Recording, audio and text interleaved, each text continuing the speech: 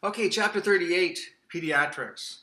The first thing you have to remember about pediatrics, or know about this, is that you're going to arrive on scene, and in many cases, you're going to be entering into a very emotionally charged environment.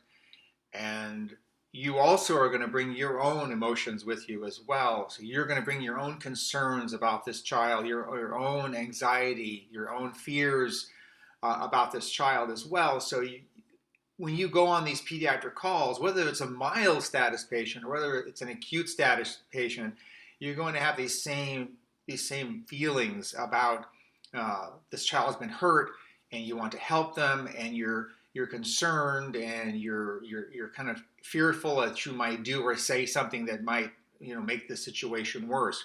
It's a normal human behavior. Um, I've seen uh, I've seen firefighters and EMTs and paramedics who have been in the field for 20 years, and they still get agitated and they still lose their minds on these calls. And it's really should not happen. Pediatrics, with some minor exceptions, physiologically, they're identical to an adult human, meaning the blood goes round and round, their heart pumps, their lungs work, all those great things. But, you know, we don't think of them that way. We think of these little tiny children, and uh, they're injured or sick, and we're very concerned about them. And we start thinking with our emotions rather than our logical part of our brain, which is really a bad thing because usually then the call spins out of control and it turns into a cluster, so to speak.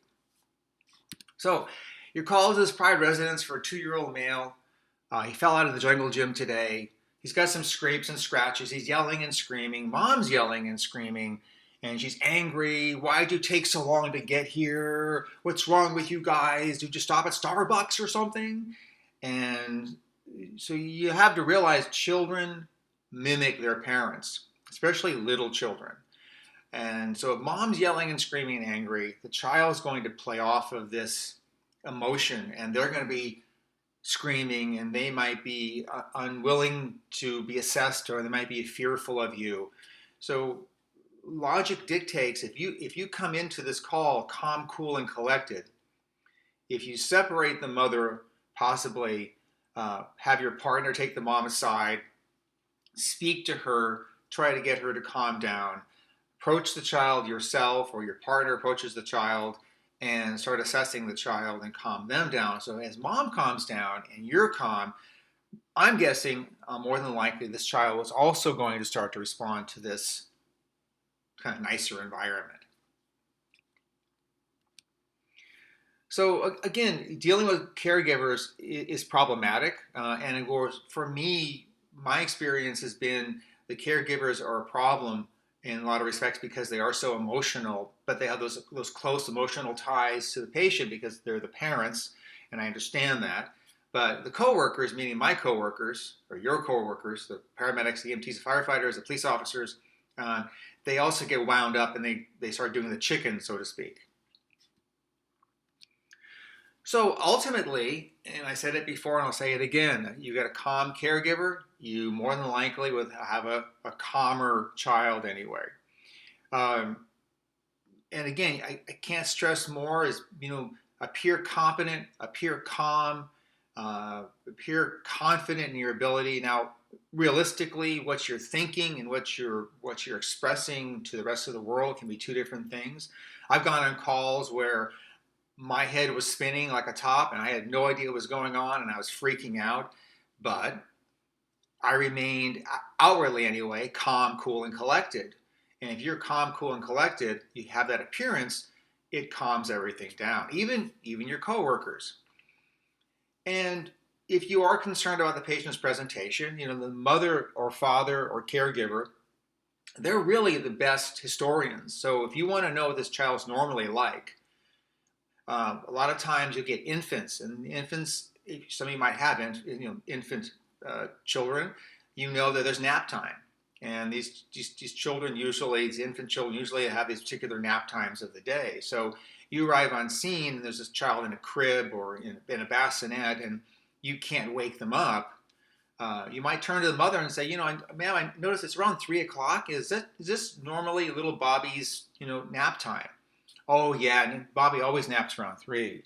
And you might ask the mother, well, is Bobby easily awakened from their nap? Well, no, he's really hard to wake up. So what I'm getting at is maybe what you're seeing in this crib is a normal presentation for the child. And it's really helpful if the mother's calm, the father's calm, the caregivers are calm.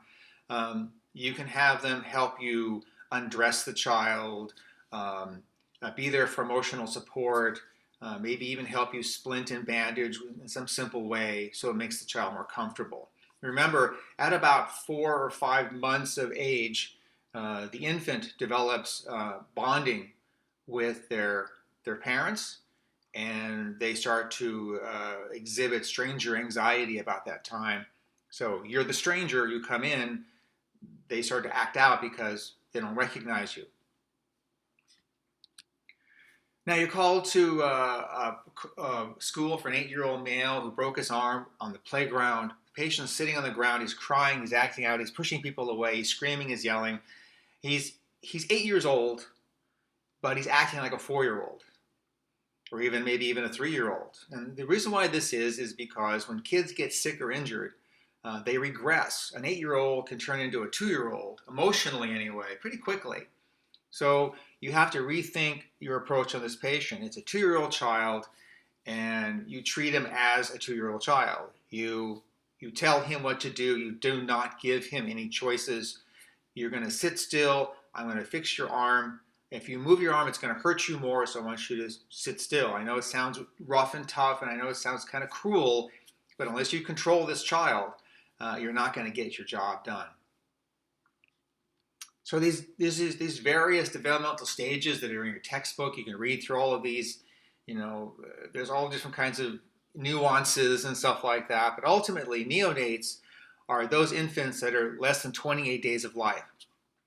And really, we don't interact much with neonates. I get a couple a year maybe that I interact with, and it's usually something congenital. So they're born with some type of abnormality, a cardiac abnormality or a gastrointestinal abnormality, and they have some problem. Usually within the first week of life, this usually starts to develop, and we get these calls for these 3 and 4 and 5 and 6-day-old babies.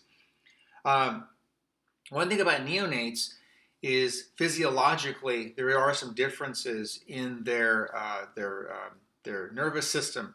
They're kind of flipped, meaning that it hasn't quite, their parasympathetic system and their sympathetic system hasn't quite figured it out yet. So they respond differently to oxygenation levels.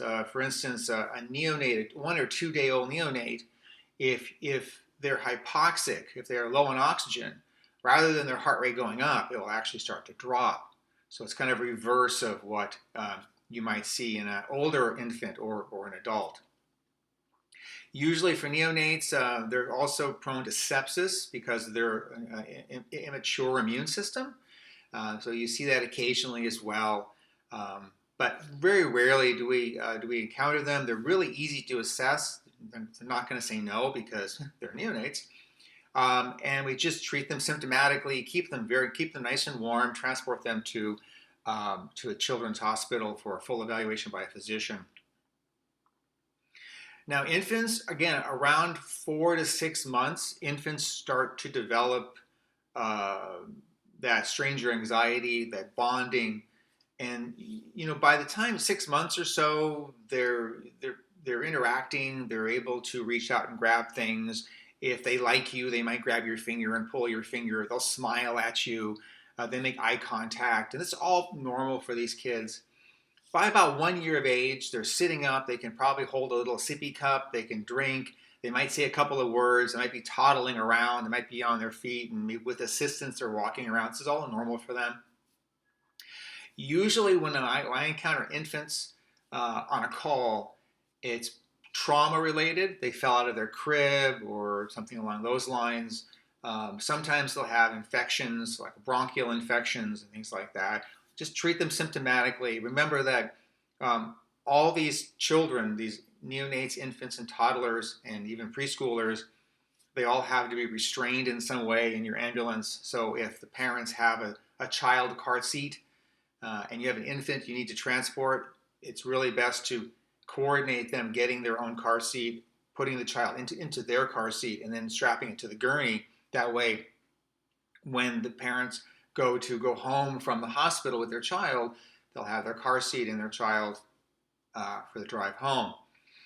Toddlers, these are the terrible twos. This is the 2-year-old, 3-year-old kids. These kids they're the no generation, meaning that everything, they hate everybody, they hate everything. They'll say no to everything. They can be very aggressive. They'll push you away. They'll scratch. They'll cry. They'll scream, which is their normal, presentation. They even do this to their parents, so don't take it personally. They're just mean little sociopathic little things. But you need to control them. And one thing I've learned about these 2 and 3-year-olds, if you just get basically firm with them, you can usually control them. And again, sometimes the parents will be able to help you, and sometimes the parents are clueless and they can't do a darn thing about it. Just do the best you can. Usually the toddlers, most time I encounter are them for trauma. They fall off of something, or they fall into something, or they break something. Now preschoolers, we're talking about, now we're talking about, 6, 7, 8-year-old children. And predominantly what we encounter is trauma. Kids fall off their bicycle, hit their head, get hit by a car. And the older preschoolers, they're quite aware of pain and injury and all that, and they're actually sometimes curious about us.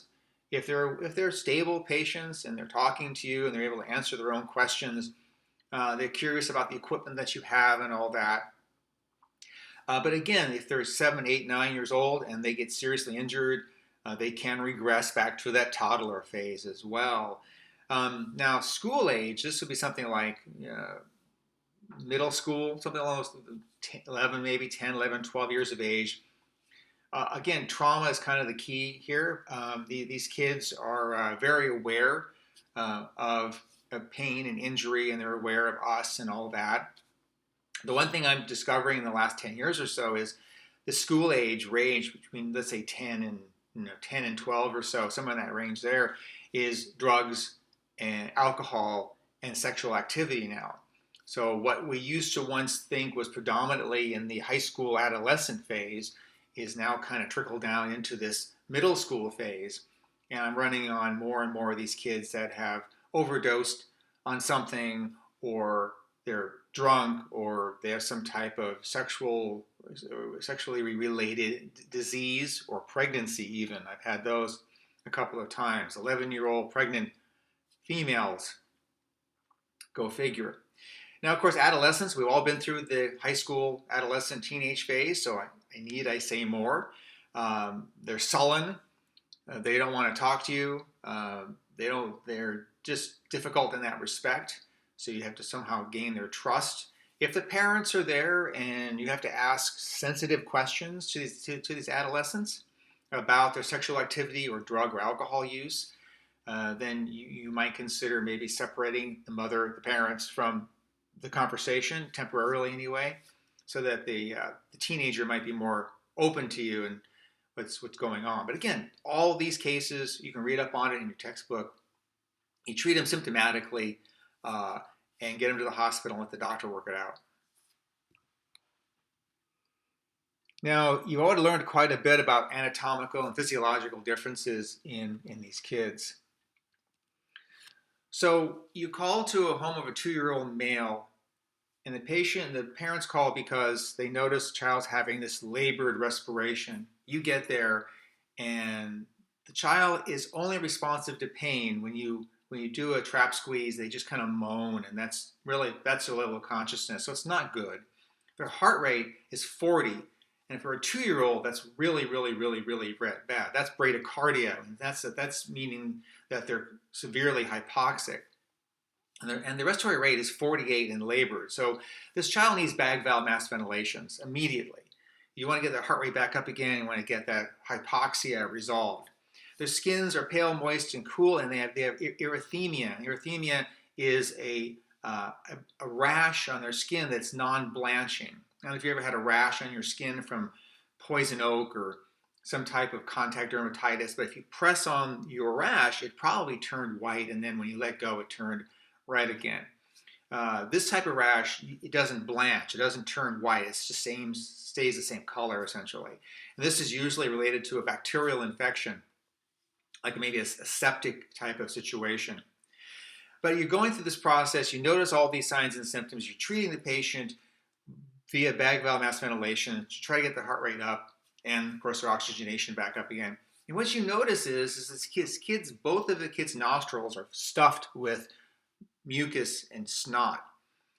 And so, I don't know if any of you guys have dogs or cats at home. I have a kitty, and when my kitty got sick, she caught a cold, a kitty cold, and what it is their noses get stuffed. And just with dogs and cats, just like little children below the age of 2, they're nose breathers. They're not used to breathing through their mouth. So when a kitty cat or a little 2-year-old child gets a super stuffed nose like you see here, they start breathing through their mouth, and it makes them pant, and it makes them have this labored respiration. So what we can do here is this person definitely needs bag valve mask ventilations. They definitely need to be treated for that hypoxia. But we can take a bulb syringe, that same little bulb syringe that you learned about in your childbirth delivery skill, the little blue bulb syringe. We suck out the oral and nasal pharynx post-delivery. You can use that same bulb syringe to suck out the gunk from this little guy's nose. And if you clear their nose of all this gunk, this labored effect will resolve pretty quickly, because again, predominantly they're nose breathers, and that normal tendency has been disrupted because of the snot in their nose. Now again, so this is the physiology. So we know that anatomically there are some differences. The head is much bigger than the rest of the body, especially on kids below, let's say, 3 years of age or so. The lungs are less, they're I guess more delicate. I guess they're not quite as effective. The intercostal muscles aren't quite as strong, and they can go into respiratory failure pretty quickly because they just don't have that ability to maintain their oxygenation because of this musculature and the capacity and the functionality of the lungs. I'll talk more about distress versus failure here in a few minutes, but ultimately there's a kind of a tipping point that you'll be able to see in your evaluation. Now, what I mentioned before is neonates can quickly go into a bradycardic rhythm because of hypoxia. Children above that age, infants and older children, their initial response to hypoxia is to go to tachycardic state, so raise the heart rate, which is just like you and I. And a lot of these kids do have these congenital heart defects. So they have valvular malformations. They have fistulas in their heart, holes in their heart where they shouldn't be. And trust me, the family will know this. They'll be great historians. They'll tell you exactly what this child has or doesn't have. And by this time, they should have figured it out. The abdomen, I don't know if you ever noticed this. You look at a little like 12, 15, 18-month-old, even a 2-year-old child, and they're walking around, they're playing with their friends, and you ever notice their stomachs like stick out like they're pregnant, even the boys? And this is because their abdominal muscles are very weak, and their organs are kind of like just protruding out against these weakened or these less strong abdominal muscles. This is normal for them. This bulging tummy is a normal presentation, but it means that there's less protection. So if they were to be kicked in the stomach or fall on something and they landed on their abdomen, there's less protection there. And ultimately, all this comes around to their metabolic rate is much higher. So their heart rate's higher, their cells are firing faster. It all needs more energy. It all needs more glucose. And the problem is they have very low stores of oxygen and very low stores of glucose. So even though they're young and healthy people, all their organs are functioning appropriately. When they do have a serious injury or a serious illness, and this illness or injury taxes their reserves, they can quickly go into shock because of this low oxygen and glucose reserve process. So you're called to a daycare center for a sick child. You got an 8-month-old female in the caregiver's arms. The caregiver says the patient's been vomiting and diarrhea times 2 days. So you already know that this is a non-hemorrhagic hypovolemic shock scenario. They probably are low on plasma. They're probably in some form of shock. And you look at their assessment, and their heart rate's up, and there's signs of dehydration. The fontanelles on the top of the skull there are sunken fontanelles. You notice they have a high temperature, and you treat them appropriately. You cool them down, passively cool them down by taking off their clothes and try to drop their temperature a little bit.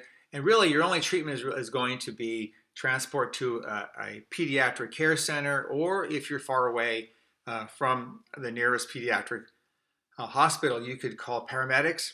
They could rendezvous with you, and they could start an IV on this child and give them fluids, which is what they really need, or fluids, and then of course the hospital will treat them for whatever the infection is. What I wanted to point out though is just like your adult assessment that you've learned, as you walk up, you do your primary assessment. We do it a little differently.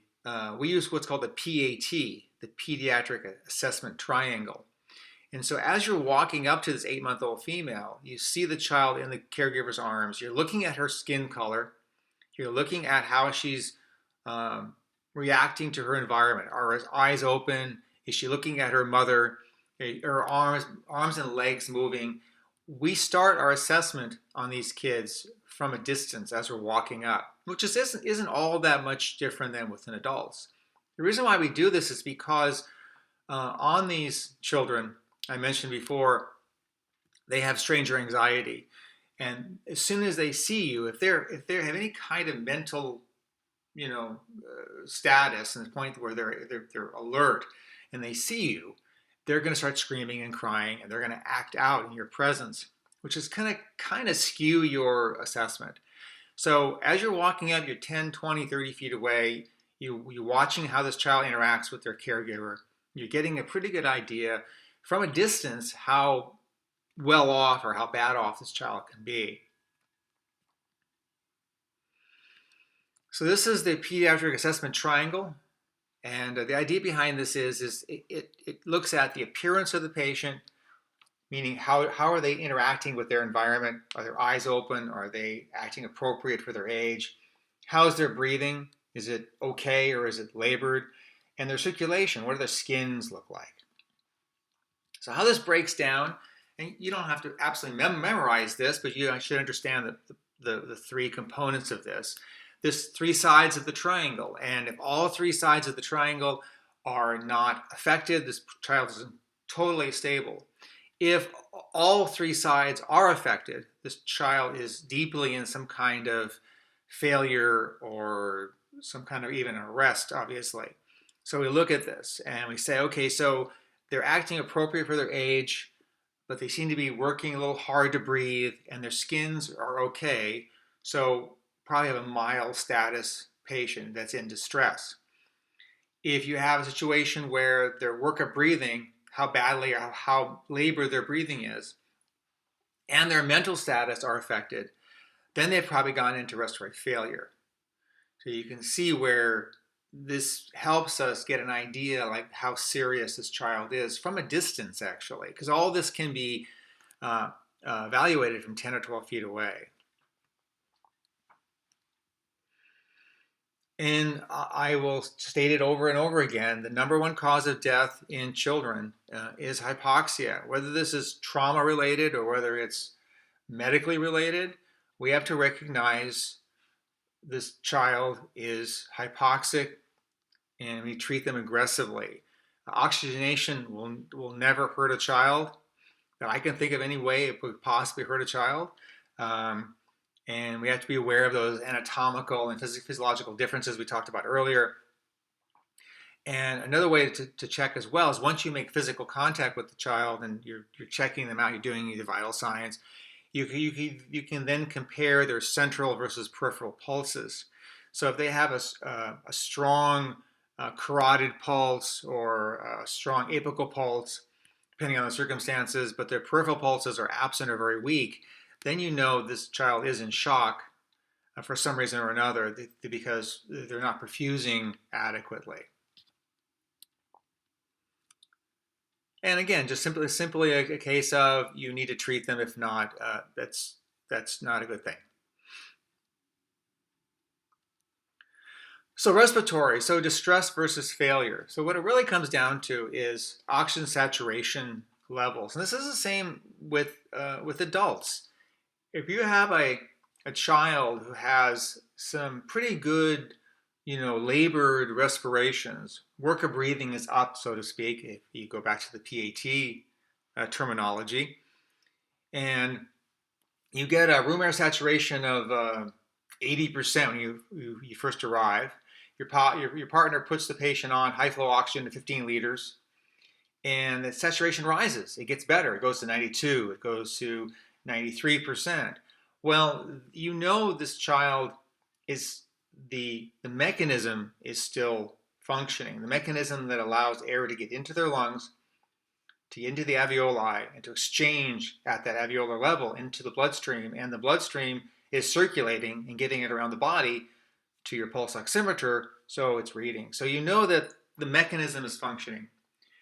The difference with failure is literally the mechanism has failed for one reason or another. Now maybe they have their lungs are so tight due to bronchospasm, the air can't get into their alveoli, or maybe they're hypovolemic because they have this nausea, vomiting, diarrhea times 2 days, and now they don't, even though they're getting air into their lungs, not enough blood is returning to their lungs to pick up that air, oxygen, and get it back to their body. So when you encounter that a child whose oxygen saturations are low, you give them high flow too via mask or whatever you might be using on the child, and their saturations don't rise or don't rise much, then you know that they're probably into failure.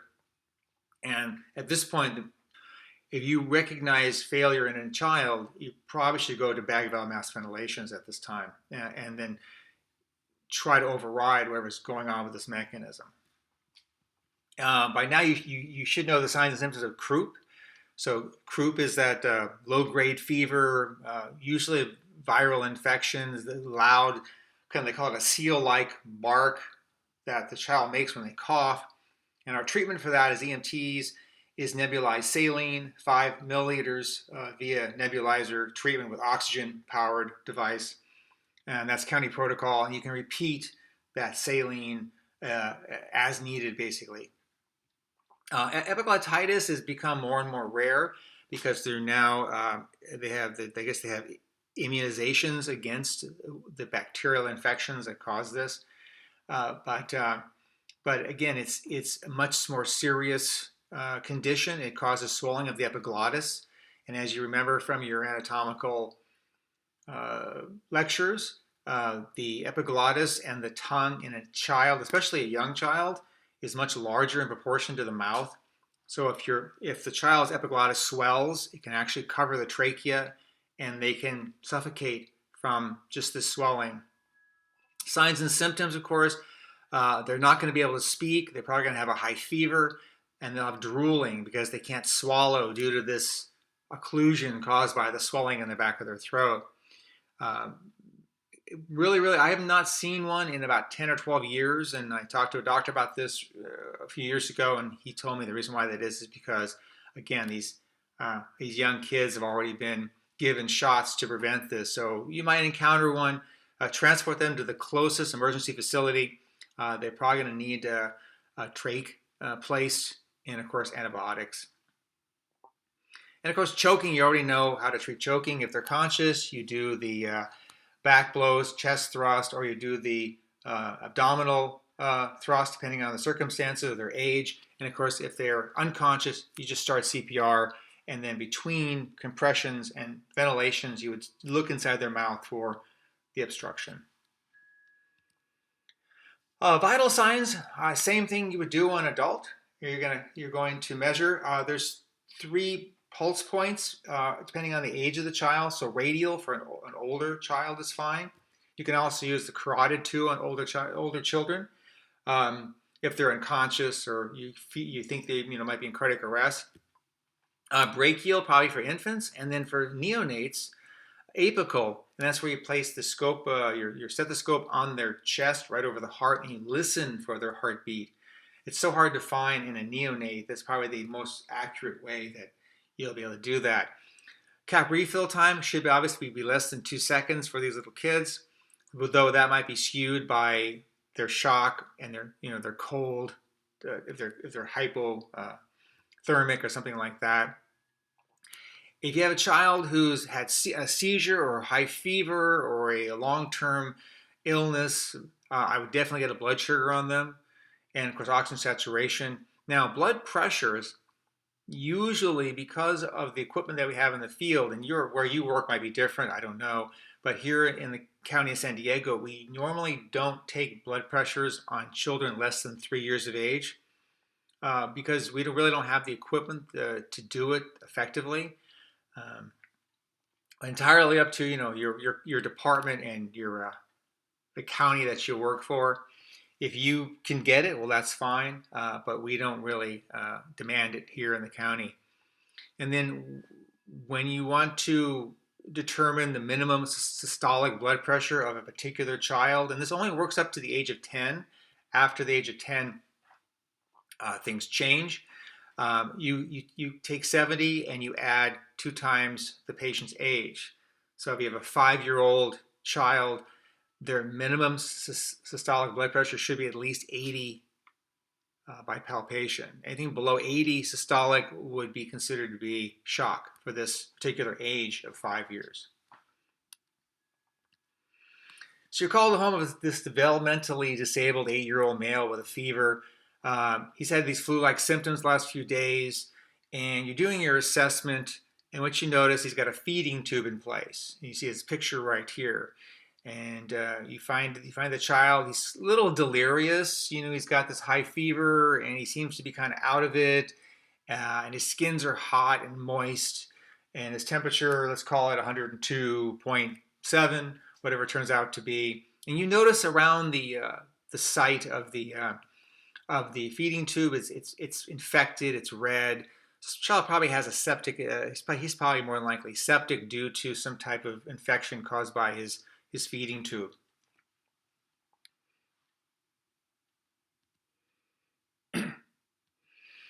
So again, you have someone like that who has these developmentally disabled. He's developmentally disabled or has some type of developmental issues. Remember, the parents and caregivers are really your best historians. Listen carefully to what they have to say. Get any kind of paperwork that they might have if they'll let you bring it with you to the hospital. If the child's old enough, like you see in the picture right here, this young girl right here, get down to her level, speak directly to her in simple terms, ask her what's going on. If you will need clarification, you can turn to the mother possibly and make eye contact with the mother and say, what do you think, Mom? And maybe you guys can come to some consensus of what's happened. If the child is stable, and this is particularly infants, if the child is stable and it's an infant or maybe a small toddler, if you start at the feet, because the feet are the least sensitive of a child. Infants, they develop from the head down, essentially, neurologically anyway. If you start at the feet and you do your head to toe, feet to head, it gives the child time to get used to your presence. Now, if this does not apply to kids that are really sick or seriously injured, then they're probably not going to be able to, even be aware of your presence, and you do your normal head to toe. And again, have your mom help you or dad help you out. So you call to a private residence for a 10-year-old or 10-month-old male, and the father called because the child had a coughing fit and turned blue for a few seconds. And you arrive about 10 minutes later, and this child's sitting on the floor playing with their little blocks and playing with their little toys. Completely stable child, completely normal, acting completely normal for their age and their situation. So the question I have here is does this child need to be transported for evaluation? Now, what happened was with this is when I started in the business about 30 years ago, this was a pretty normal call, and we really didn't have a name for this type of call. It was nothing really, in the protocols. And so we would encounter this exact same scenario, and our first question to the parents was, "Is this your first child?" And they would say, "Well, yes, it's our first child." And first thing we think of, okay, so the kid coughed and they freaked out because they're new parents and they don't know anything about kids, which was a big mistake for us. So we would turf these kids, and turfing the kids basically meant we would tell the parents that the kid's fine, call us back if you need us, and we'd leave.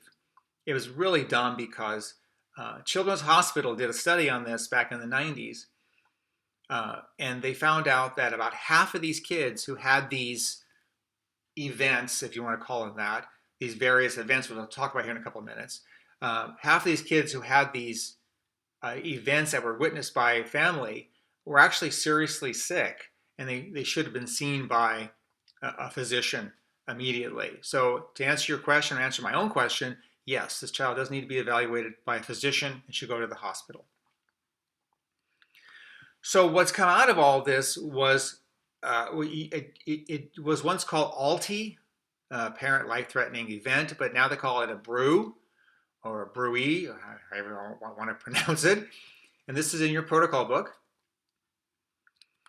So S172, so if a child presents to the caregivers or any witnesses, this is before you are even called, the child stops breathing for a few seconds or even longer, they turn blue or turn pale or another color than normal, they have any kind of stiffening or relaxation of the muscle, or any kind of unexplained choking or gagging episode, even if it's resolved upon your arrival after they call 911, this is still an ALTI or BRU child, and they should be seen by a physician because, again, half of these kids probably either they're septic or they have some kind of infection going on or something else going on.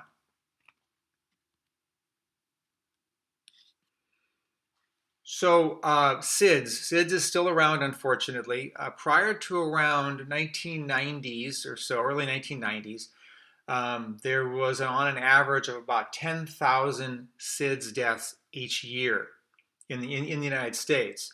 About 1994, I believe it is, I don't know the exact year, but the federal government got involved in this and started making some recommendations, which to this day are still being used by physicians and hospitals throughout the country and probably throughout the world. So the definition of SIDS, it's the diagnosis of last resort. So this is the child who's died. They used to call this a crib death. So a mom goes in, lays the child down just for their afternoon nap, comes back 2 hours later, and the child is dead. And so they take the child to the coroner's office. The coroner does a complete autopsy on the child, and they rule out every other possible reason. There's no trauma. There's no congenital factors. There's no overdoses. There's no infection. Basically, the only thing they can come up with now, it's their diagnosis of last resort is this was a SIDS baby. And the theory is these children just stop breathing and their brainstem forgets to say breathe again. Little children, especially, because I think the peak danger time for these kids is around 4 months of age. So most SIDS babies are between 1 and 4 months, but around 4 months or so is when most of them do occur. And they have very, very immature central nervous system. and I think their brain stem just doesn't start them up again. These kids will breathe slightly irregular anyway. That's normal for them before their brain stem matures a little bit more. When you arrive on scene, more than likely you're going to have a very emotionally charged environment. It's going to be tough for you guys as well as the parents. Go through your process. Do your scene size up. Look for anything weird going on, because remember, this is potentially a crime scene. Um, Check the baby. Check for pulses, breathing, like you would do with any other CPR. If they have no pulse and they're not breathing, and there are no obvious signs of death, there's no rigor mortis or something that would make you withhold CPR, then start your CPR on the child. It's probably best to, rather than grabbing the child and running out the door, it's probably best to do at least a few rounds of CPR at scene, because it gives you some time. It gives you maybe 2 or 3 cycles of CPR. It gives you some time to get some oxygenation in the child and circulate some blood. If this child does respond, if they're severely hypoxic, you can resolve that hypoxia. They might come back. It's very seldom that they do, but you got to try, right? Now, what happened in the mid-90s was, like I mentioned before, the federal government got involved, and they did this program called Baby on Their Back program. What they found, and they don't know why this is. There's no really definitive understanding of all this, because again, even to this day, they're not completely sure why SIDS occurs, but it does still. They found that if any child who's below, I think, 4 months of age or 5 months of age, if the parents put the child on their back to sleep rather on their stomach. Now, at some point in the child's development, the infant's development, they're going to be able to roll themselves over, and at that point, it's not really a problem. They're kind of outside the SIDS window.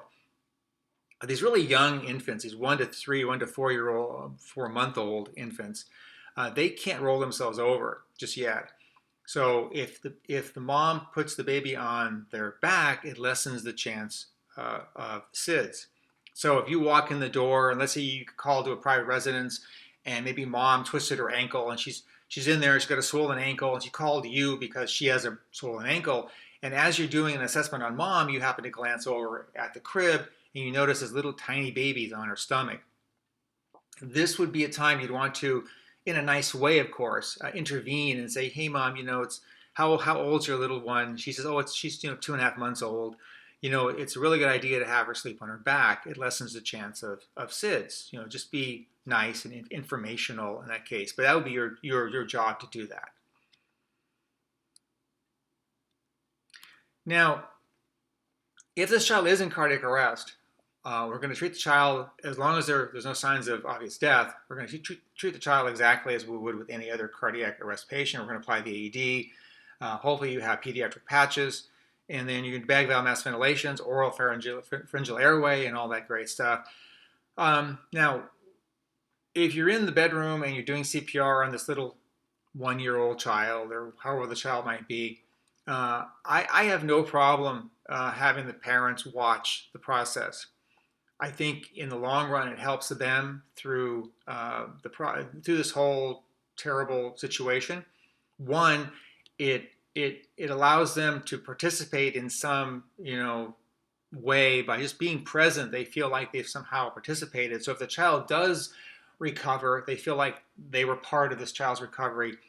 If the child does not recover, does not come back, then at least they watched it, and they can say that everything was done that was possibly done, could be done for their child. So it's a really good thing. The problem is once the child is pronounced, once the child is you call the hospital, you talk to the doctor on the radio, you explain the circumstances, and you've done 4 or 5 rounds of CPR, the child's still in a non-shockable rhythm, and now you call the hospital, and the hospital would say, the doctor would give you an order to pronounce the child. That room becomes a crime scene. The police are already going to be there, I guarantee it. You won't even have to call them. Dispatch will automatically dispatch police officers, but they're going to want to seal off that room. So it's unfortunate, but you should not allow the parents to touch the child or enter the room at that point. So you'd have them leave the room. And again, the officers might do this for you, and the room would get sealed off, and an officer would guard the door until the coroner showed up, and they would do a complete investigation. I know it sounds terrible, but there's been a lot of so-called SIDS babies that were actually shaken baby syndrome and other things. So even at the hospital, even if you were to transport this patient to a hospital, if you take him into a room, they do CPR in the hospital room, and the doctor pronounces a child, that room becomes a crime scene and it's sealed off. And someone stands guard at the door until the detectives show up and the coroner shows up to do a full crime scene, whatever they do. So child abuse and neglect. So abuse, of course, is when they harm the person physically. They hit them, cigarette burns, things like that. They tie them up, they restrain them, they, whatever you might be. Neglect would be not feeding them, not caring for them, not making sure they get the right medical treatment, not giving them their medications, not keeping them in an environment that's, good for development. Those are all considered to be negligence or being negligent. So your responsibilities, if you arrive on scene, this is all S411, you arrive on scene and you're doing an evaluation of a child, and the story of what happened to the child versus the child's injuries just don't seem to match up. The child, maybe an older child, might tell you one story and the parents might tell you another story. It's not really matching up. It might give you indication this could be some type of abuse, whether it's physical abuse or neglect. Your responsibilities, of course, is one, to get the child to the hospital. So you would never, ever, ever confront the suspected abusers there at scene. You would go along with them. You would be very cooperative and helpful. You get this child to the hospital. When you get to the hospital, you would talk directly to the physician, pull him aside and go, "Hey, doc, this is what I saw at scene. This is what I'm thinking might have happened." And the doctor would take it from there. He would call social services from inside the hospital.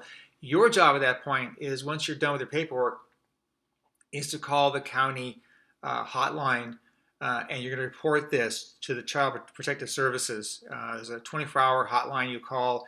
You tell them over the phone. You answer, it's like 20 questions or so. Where you pick the child up, the child's name, what room they're in the hospital, what hospital are they in, all those great things.